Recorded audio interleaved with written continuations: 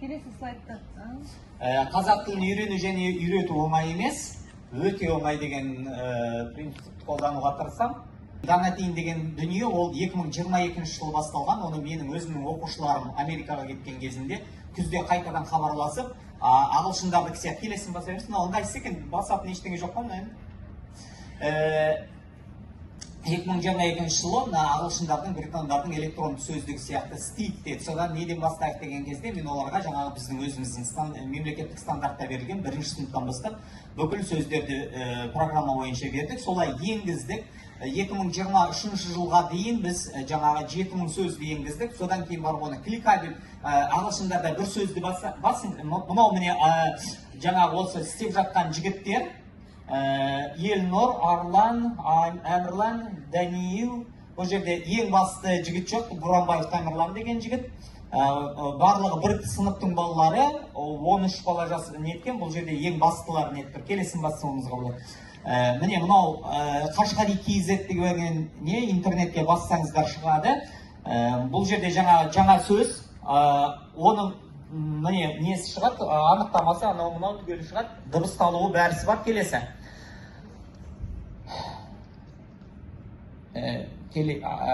Міне былай болып шығады. Бұның суреті де бар мына жерде, мынау толық мынау ескі несі бойынша алып келгенбіздің. Баса беріңіз, келесі. Қазір 2024 жылы бұлар менің 2, 3, 4, 5, 6, 7, 8 сыныптар қоса есептегендегі біздің мемлекеттік стандарт бойынша солның негізінде жазылған мәтіндеріме 380 мәтін оқылым ретінде енгізді. Сол сияқты дәл сондай 380 мәтіннің тыңдалымын жасады. Ойынның ішінде қазір бізде 3 ойын бар. Және де дұрыс мұнаны қазір істеп жатыр. Арғатай. Міне мынандай, егер де сіздер кірсеңіздер, міне мынау мәтін, мынау сөзді жаңа ғасыр деген басса, міне астына аудармасы барлығы шығады. Сіздер кез келген өздеріңіздің мәтіндеріңізді суретке түсірсеңіздер, оны өзі оқып, не оқылым істеп бере алады, немесе бірден дыбыстап береді. Сіздерге дыбыс шығарып, оны оқудың қажеті жоқ. Келесі. Міне мұнда қазір оның ішінде 8 тапсырмаға дейін жасалынған. Мынау бірінші тұрған бұл тест сұрақтары, дұрыс бұрыс. Мына жерде мына сөздердің барлығы астында тұрады. Мына жерге сәйкестендіріп бала өзі көтеру керек. Мынау 3-ші сыныптың қазір көрсетіп жатқанымыз 3-ші сыныптың мәтіні. Келесі. Дәл сол сияқты міне тыңдалым жасалынған. Мынау тыңдалымға жаңа жасанды интеллект өзінен бірден сіздер суретке мәтінді түсірген кезде бірден сіздерге сурет жасап береді. Мынау міне сіздердің көретін нұсқаларыңыз, балада мына мәтін болмайды, тек қана тыңдайды, сол бойынша тапсырмаларды жасайды 8. Келесі. Бұл жерде ол бүкіл ұпайында санап шығады. Біздің 10 ұпайлау жүйеге ыңғайлап жасалынған нұсқасы бар. Мынау біздің қазіргі 8 мектеп біздің қосымшамен жұмыс істеп жатыр. Осы мектептердің мұғалімдері жұмыс істеп жатыр. Келесі. Қосымша бойынша түсінікті ғой, иә? Экономикалық лицей. Қазір ол тегін тұр. Бірақ сіз оны қазір жүктеп алғанмен, сіз оны тікелей өзіңіз кіріп жұмыс істей бере алмайсыз. Сіздер бізге gmail.com жіберу керексіз, біздер тіркейміз, сосын барып қана сіздер жұмыс істей аласыздар. Кейбіреулер ойлайды. Сіздермен байланысқа шығып жасай алады ғой? Иә. Болмаса мектептің атынан шығу керек. Жоқ, өзіңіздің мектебіңізден шығасыз, сіздің мектебіңізді тіркейді сол күйінде. Біз қайдан біліп отырық 8 мектептік екенін? Олар мен өзім тікелей шығып. Басқа мектепті қарастырмайсыздар? Қарастырамыз. Бізде әзірше солар ғана жұмыс істеп жатыр. Екінші дүние, мен жаңағы кез келген қазақ тілін жалпы үйретудің ең тиімді жолдары ән және балалар 70% суретке есіне сақтап қалады дейді. Сондықтан біз суретті өте көп қолдандық. Қазіргі таңда мен бір 58 бекен сондай өлең жаздым. Ол әр бөлім бойынша, мысалы мына 5-ші сыныптың 5-ші бөлімі сутіршілік көз деп аталады. Сонда мемлекеттік бағдарламада 22 сөз берілген, соның 18-ін мен өлеңнің бұрыннан бір танымал әнді аламда, соның текстінің орнына өз текстін жазам. Келесі көріп аша беріңіз.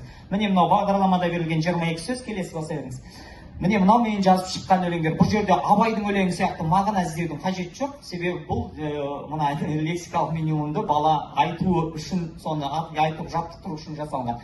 Шипалы тұзды ала көлдің суы, шағала ұшар толқындарды қуып, Дария Каспий жатыр жарына тасып, қуантар жағалауды толқын жуып деп кете береді ары қарай. Баса беріңіз. Міне мынау несі, қыздар бір қыз, соның несі мақаммен жазылған. Мынау қайырмасы, келесі. Мынаны бассаңыз, міне балалар ән айтып отырған нұсқасы. Мен сіздерге қазір қалай оны жаттатқанымды көрсетейін, бассаңыз жүреді. Жаңағы жоқ. Мынаны қосыңыз, мынау қосылады. Астынан бассын деп айтыңыз. Астында мына жерде не тұр? Бар ма? Асты жағында болуға тиісті. Жарайды, жақсы, келесі баса беріңіз, екіншісін көрсетейін. Міне мынау 9-шы бөлім, дәл сол 5-ші сыныптыкін алдым. Аспан әлемінің құпиялары деген бөлім, сонда 24 сөз бар, соның 20-сын енгізіп жасадым. Міне 24 сөз, келесі. Міне мынау мен жазған мәтін. Әне сен қарашы, тұр жеті қарақшы, шексіздік бітпейді, ал уақыт күтпейді, түндерде қараңғы бағытын болжады, құс жолын бақылап, құстарда қозғалды. Ұсақ боп көрінер алыстан шоқжолды, жылт-жылт боп төгілер жоқ болар, ал күндіз күннің жүйесінде, 8 шаршы иесінде. Мына жерде енді кейбір жерлер мағынасында түсіну кішкене қиындау, бірақ осылай қылып жазылған. Мынау 5-ші сыныптың бағдарламасындағы сөздер. Дәл осы әнді мен жалғас ретінде жазуға тырыстым. Сонда 4-ші сыныпқа жазғанымды көрлеріңізге болады. Мынау міне 4-ші сыныптың дәл сондай не бар, тақырып.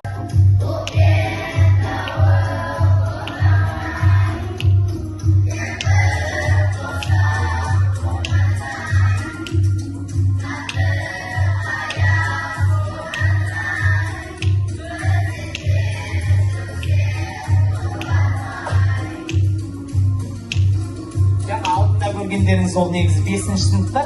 Жақсы, келесі.